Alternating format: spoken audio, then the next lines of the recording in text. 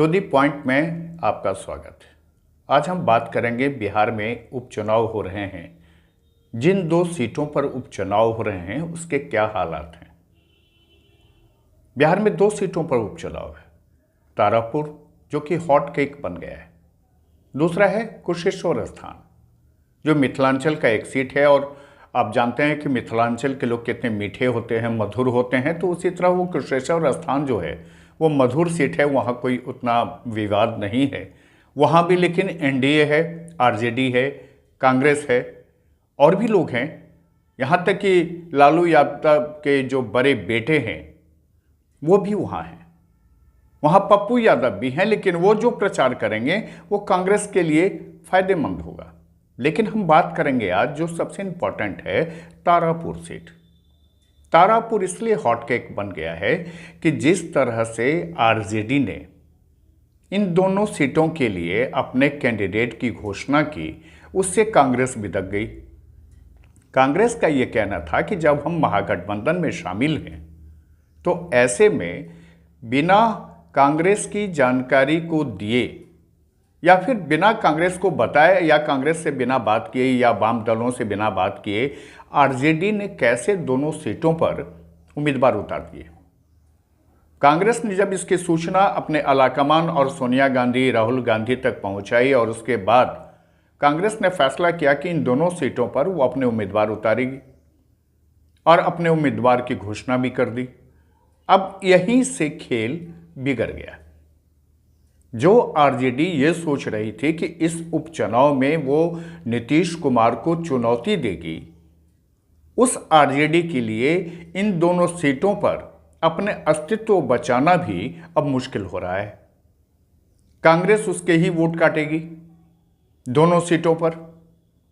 कांग्रेस जो वहां पर ये पुश्तैनी सीट तारापुर जो है वो कांग्रेस की सीट रही है। बाद की दोनों में उस पर शकुनी चौधरी भी आए, उन्होंने वहां से जीत हासिल की। वो भी तब जब राजेंद्र प्रसाद सिंह की वहाँ पर मृत्यु हो गई और उसके बाद उनके परिवार के उनके छोटे बेटे समीर कुमार सिंह, जो अभी कांग्रेस के कार्यकारी अध्यक्ष भी हैं, वो वहाँ से चुनाव लड़ने की एक बार कोशिश किए थे, लेकिन फिर उन्होंने चुनाव नहीं लड़ी। लेकिन बाद में उनको विधान परिषद का सदस्य भी बना दिया गया। तो ये सीट शुरू से कांग्रेस की रही थी।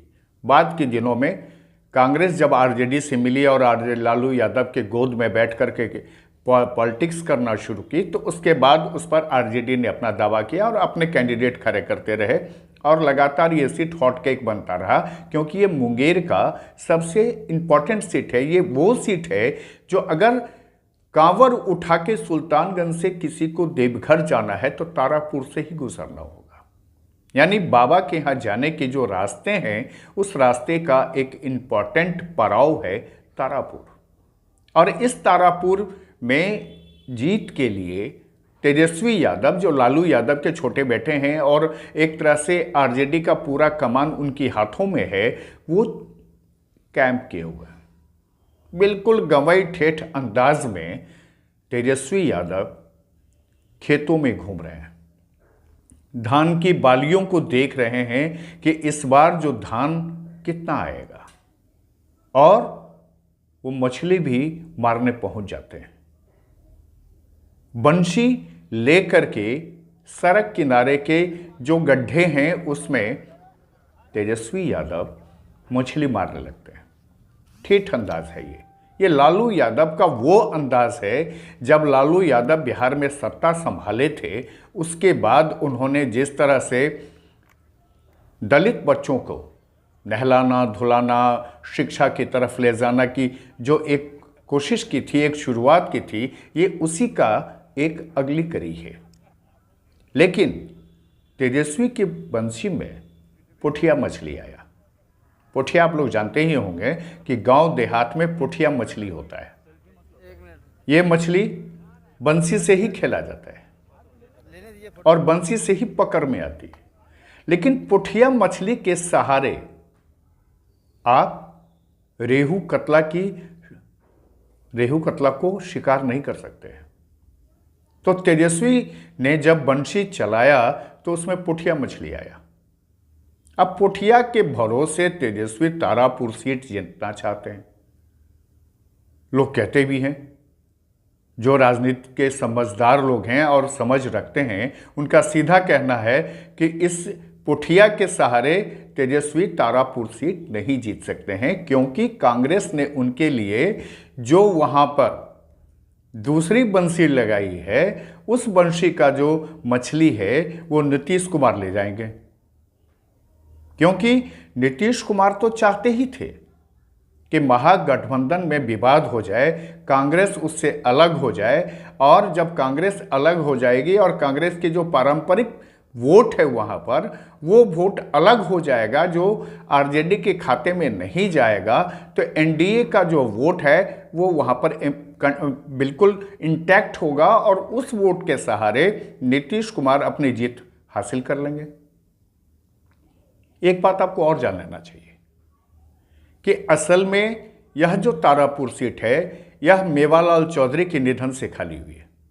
मेवालाल चौधरी कृषि विश्वविद्यालय के वाइस चांसलर थे, उन पर बहुत सारे आरोप भी थे, लेकिन उन्होंने जब 2020 के विधानसभा चुनाव में जीत दर्ज की, उनको शिक्षा मंत्री भी बनाया गया, लेकिन इन्हीं आरोपों को चलते उनको इस्तीफा देना पड़ा और उसके बाद शिक्षा मंत्री के तौर पर विजय कुमार चौधरी को बनाया गया था।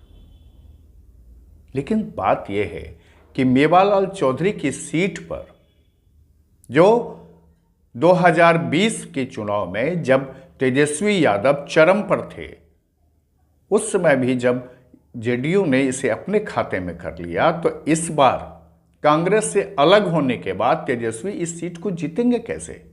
मछली मार के कोई सीट जीत सकता है क्या?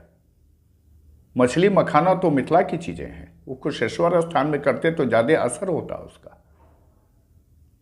टू द पॉइंट में हम इसलिए ये बात कह रहे हैं कि राजनीति की समझ होनी चाहिए।